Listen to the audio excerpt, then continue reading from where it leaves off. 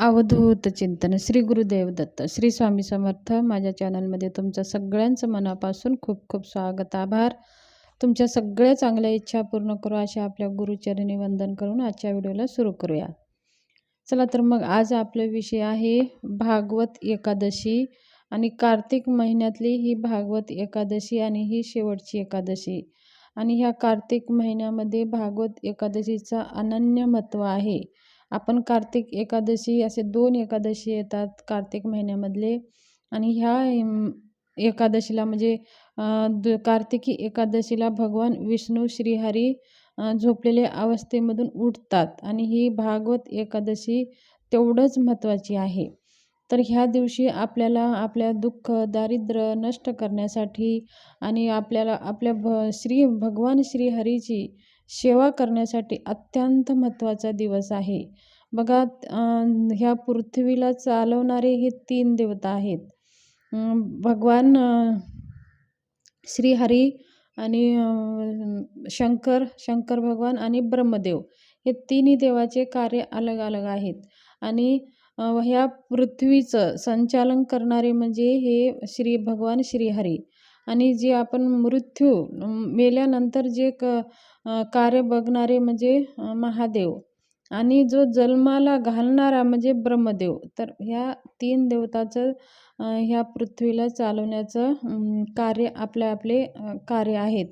तर ह्या पृथ्वीचं मालक पालक चालक म्हणजे भगवान श्रीहरी. ह्या श्रीहरी भगवान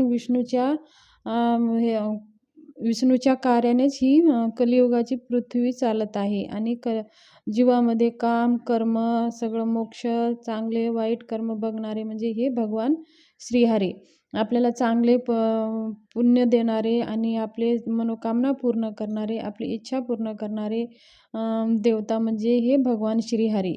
आणि हे भगवान श्रीहरीची प्रत्येक महिन्यामधून 2 एकादशी येतात.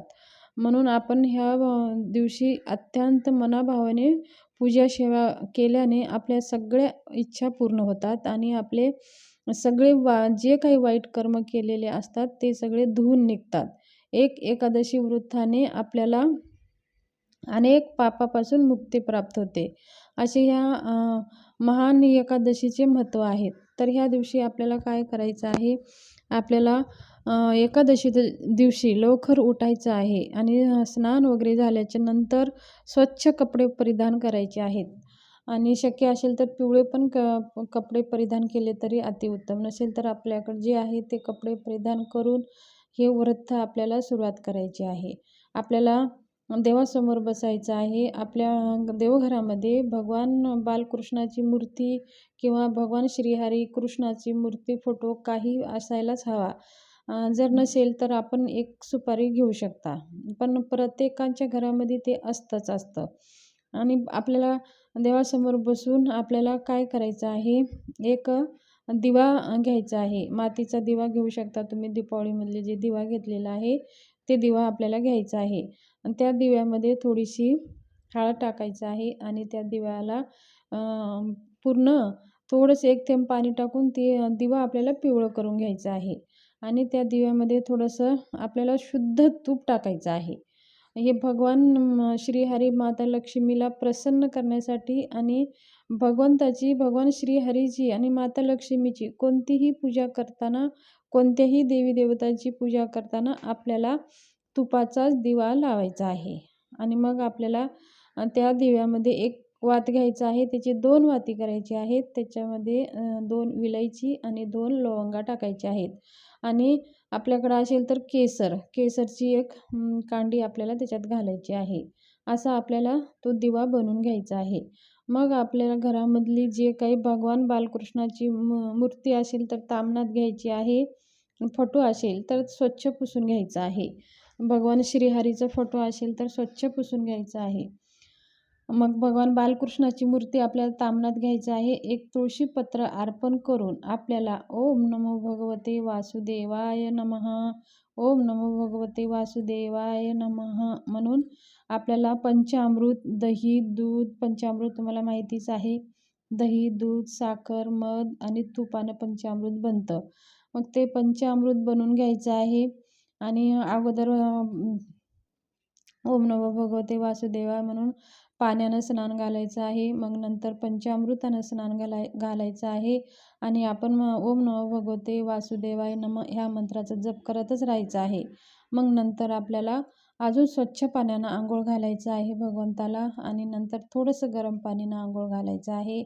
मग स्वच्छ पाण्यानं आंघोळ घालून थोडीशी भगवंतावर हळद आणि थोडासा कापूर घालून भगवंताची मूर्ती स्वच्छ चोळून घेऊन हळूच असं भगवंताला लागणार नाही असं चोळून पुसून धुवून घ्यायची आहे. मग नंतर स्वच्छ कपड्याने पुसून घ्यायची आहे आणि एक पाट घ्यायचा आहे समोर. त्या पाटावरती पिवळा कपडा अंथरायचा आहे आणि पिवळं कपड्यावरती पिवळे तांदूळ घालायचे आहे. म्हणजे अख्खे तांदूळ घ्यायचे आहे मुठभर. त्याच्यावरती थोडीशी हळद टाकून त्याला पिवळे बनवून घ्यायचं आहे आणि एक छोटीशी रास तांदळाची पिवळी करायची आहे आणि भगवंताला स्वच्छ पुसून आपण जे काही भगवंताचे वस्त्र आहे ते घालायचं आहे आणि भगवंताला आपल्याला स्थापना करायची आहे.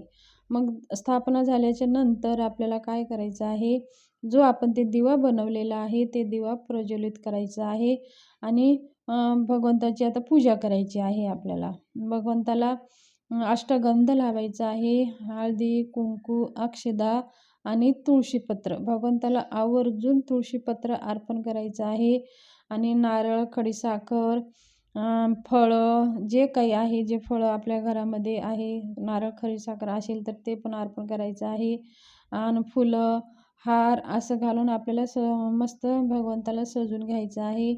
ते दिवा प्रज्वलित करून घ्यायचं आहे आणि भगवंताची आरती करून घ्यायची आहे. जे तुम्हाला आरती येईल ते आरती तुम्ही म्हणू शकता. मग अशा प्रकारे ओवाळणी झाल्याच्या नंतर आणि ही सगळी सेवा करत असताना आपण ओम नमो भगवते वासुदेवाय नमः ह्या मंत्राचा जप करतच राहायचं आहे. आपली पूजा पूर्ण संपेपर्यंत आपल्याला हे जप करत राहायचं आहे. पूजा वगैरे झाली, आरती वगैरे झाल्याच्या नंतर आपल्याला भगवंताला विनंती करायचं आहे. भगवान श्रीहरीला, माता लक्ष्मीला विनंती करायची आहे, हे माता लक्ष्मी माझ्या घरामध्ये सुख आणि शांती, धन दौलत प्राप्त हो आणि फक्त पैसाच मागायचा नाही देवाकडे. देवाला धन मागायचं. धन म्हणजे आरोग्यरूपी धन आणि सुखरूपी धन आणि त्याचबरोबर घरामध्ये आनंद समृद्धीरूपी धन. आपल्याकडे पैसारूपी धन जर आला तर जर आपल्याला आरोग्यरूपी धन नसेल तर ते पैसारूपी धनसुद्धा आपल्याला काही त्याचं सुख प्राप्त होत नाही. तर आपल्याला आरोग्यरूपी धन, आपलं आरोग्य चांगलं राहावं हे सुद्धा आपल्याला एक धनच आहे. भगवंताला अशी विनंती करायची आहे. त्या दिवशी उपास करायचा आहे. जर उपास करत नसाल तरी पण आपल्याला अशीच पूजा करायची आहे आणि उपास करत असाल तरी पण करायची आहे. जर उपास करत नसाल तर आपल्याला त्या दिवशी भात आवर्जून टाळायचा आहे. भात आपण खाऊ नये. आता ही सेवा झाल्याच्या नंतर आपल्याला ह्या दिवशी संक्षिप्त भागवत पारायणाचं एक पारायण आपल्याला करायचं आहे. बघा, ह्या दिवशी भगवान श्रीहरीची अत्यंत उच्च कोटीची सेवा म्हणजे संक्षिप्त भागवत पारायण हा 700 श्लोकी हा ग्रंथ आहे. हे स्वामी समर्थ दिंडोरी परने स्वामी समर्थ केंद्रामध्ये तुम्हाला सहज उपलब्ध होऊन जाईल. बघा, हा ग्रंथ आपण का वाचावा? हा मूळ ग्रंथाची कोणत्याही विषयी वगळलेलं नाही. जो मोठा ग्रंथ आहे त्याच्यात सगळं काही ह्याच्यात दिलेलं आहे, पण हा छोटा ग्रंथ आहे. माणसाने बघा कोणकोणते ऋण घेऊन येतात. मनुष्य देव ऋण, ऋषी ऋण, पितृ ऋण आणि मनुष्य ऋण आणि भूत ऋण हे 5 ऋणे घेऊन माणूस जन्माला येत असतो आणि हे सगळे ऋण आपण फेडता आपल्याला खूप काही त्याचा त्रास होतो. पण जर आपल्याला पितृऋणातून मुक्त जर नाही झालो तर आपल्याला प्रखर पितृदोषाचा त्रास निर्माण होतो. मग आपल्या कुटुंबावर पाहायला भेटतं बघा, खूप काही त्रास होतो. मुलं होत नाही किंवा झाले मुलं तर चांगले होत नाही किंवा त्या संतांमध्ये खूप काही अडथळे येतात आणि लग्नामध्ये सुद्धा अडथळे येतात. अशा वेळेस आपल्या घरावरती पितृंचं दोष आहे. तर हे पितृदोष आपल्याला नष्ट करण्यासाठी, नाहीसे करण्यासाठी हा ग्रंथ अत्यंत उपयोगी आपल्याला ठरणार आहे. तर ह्या ग्रंथाचं मनोभावे जर आपण पारायण केले, वाचन केले, चिंतन केले ह्या ग्रंथाचं, तर आपल्याला पितृदोषापासून मुक्ती होण्यासाठी हा रामबाण उपाय आहे, असे हे गुरुमाऊलीने अत्यंत तळमळीने हितगुजामध्ये आपल्याला सांगत असतात. तर हे आपल्या गुरुमाऊलीच्या प्रेरणा, आशीर्वादाने, मार्गदर्शनाने हे दिव्य छायाछत्रेखाली हा ग्रंथ तयार झालेला आहे. आणि श्री स्वामी समर्थ कार्यामध्ये हे विश्वाचे कार्य गुरुमाऊली च्या आज विश्वाचे पूर्वब्रह्म आपणच आहात, म्हणूनच आपण लिहिलेला हा ग्रंथ अनन्यभावे आपल्या चरणी समर्पित करीत आहे. म्हणून हे भगवान श्री स्वामी समर्थांचे स्वरूप असलेले श्री गुरुमाऊली हिने आपल्या सगळ्या संकटापासून मुक्ती करण्यासाठी, मनुष्य जीवनाच्या जे दुःख आहेत ते तारण्यासाठी आपल्याला हे ग्रंथ आपल्याला त्यांनी छोटा ग्रंथ करून दिलेला आहे. मोठा ग्रंथ आपण वाचू शकत नाही, ते ग्रंथ आपण वाचणार नाही, मग आपले पितृदोषाने आपले कितीतरी संकट आपण भोगत असतो. म्हणून या गुरुमाऊलीच्या तळमळीने हा ग्रंथ आपल्याला भेटलेला आहे. तर ह्या ग्रंथाचं एक पारायण तर आवर्जून आपल्याला एकादशीच्या दिवशी तर करावा.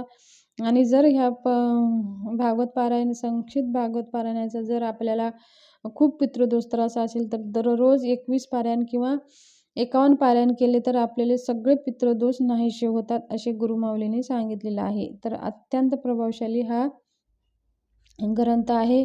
आणि उद्याच्या दिवशी आपल्याला एकादशीच्या दिवशी तुळशी मातेला आपल्याला थोडंसं आपल्या जीवनामध्ये, घरामध्ये कर्जबाजारी खूप होत असेल, कर्ज फिटत नसेल, कर्ज फेडण्यासाठी कर्ज घ्यावं लागत असेल, तर अशा वेळेस आपल्याला म्हणजे तुळशी मातेची सेवा करायची आहे.